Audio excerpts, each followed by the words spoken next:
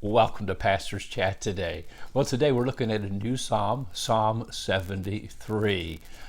Psalm 73 is the first chapter of the third book of Psalms.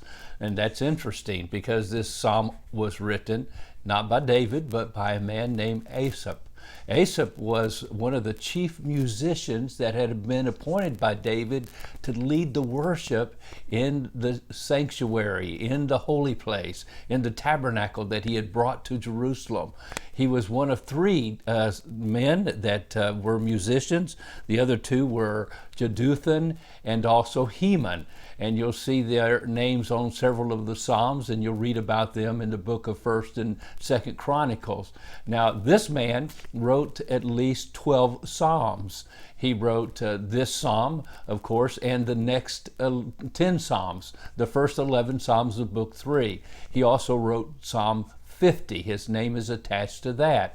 And we believe, of course, he was the leader of worship. And then his sons also followed in his footsteps. And they were a part of leading in worship when later Solomon would build the temple, and they would be a part of the guild or the men of worship that were a part of the legacy that this man, Asaph, had left. And he had some questions in Psalms chapter 73. Now, Psalm 73, Psalm 49, and also Psalm 37 all ask the same question. And that question is, God is good. And if God is good, why does he allow bad things to happen to good people?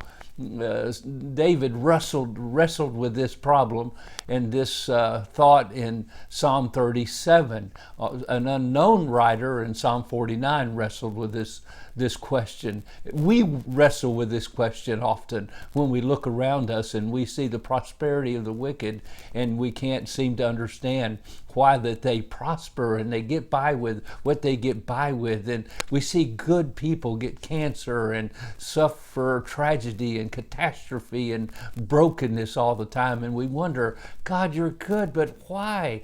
Why does this happen? This question, of course, gets dealt with in the book of Job, when Job is a good man, and yet he suffered greatly, and his friends and others were asking the question. Job himself is asking the question, and we do too. So here's another psalm, and this psalm, I believe, works with and gives us somewhat of the answer to how we deal with this problem. Matter of fact, you see the emphasis in Psalm 37 is summed up in the word wait. And so if you remember Psalm 37, fret not yourself because of evildoers, nor those that prosper, he says, but wait on the Lord. And so we wait to see the end of the wicked. We wait to see the end of their prosperity. It has an end one day, while the righteous will live forever.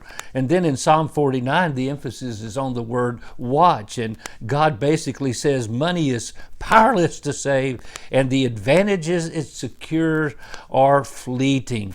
Now in Psalm 73, the emphasis is on the word worship. And you're going to see that because this writer, Asaph, as he looked at the prosperity of the wicked, it overwhelmed him. But then when he went to the sanctuary, he became aware of the person of God himself. And that's how he starts the book. So let's read at least the first 3 verses. He begins, truly God is good to Israel, to such as are pure in heart. But as for me, now he tells us about his dilemma, but as for me, my feet had almost stumbled, my steps had nearly slipped, for I was envious at the boastful when I saw the prosperity of the wicked. And then he goes on in the next verses to describe their prosperity and the way they're able to live without thinking there's a God. And we'll see that as we look at it. But I'm telling you, my friend, he first establishes the fact and the truth and the reality that God is good. And the very first thing he says, but God is. You know, faith, the Bible teaches us, is so strong that we must believe that God is, and that he is a rewarder of those who diligently seek him in Hebrews chapter 11, verse 6. And my friend, that's where he started. But God is good. And so he first comes and establishes his faith, his faith, but he also acknowledges his doubt. And we're going to look at that in the next few days. Well, God bless you, and you have a wonderful, wonderful day.